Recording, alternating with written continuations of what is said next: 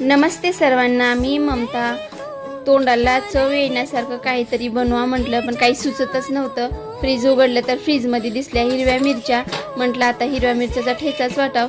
त्यासाठी मस्त मिरच्या धुवून घेतल्या, देठ काढून घेतले आणि तव्यावरती तेल टाकून त्या मिरच्या परतवून घेतल्या. मिरच्या छान भाजत आहेत. त्यावर टाकलं लसूण, त्यानंतर टाकले त्यावरती थोडेसे जिरे पण मस्त परतवून घेतले. त्यानंतर टाकली त्यावर हिरवीगार अशी कोथिंबीर.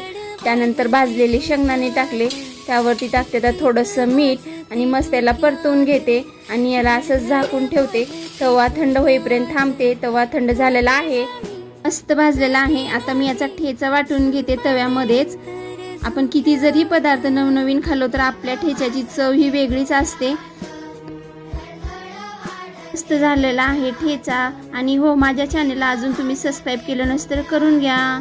बाय, भेटू नंतर.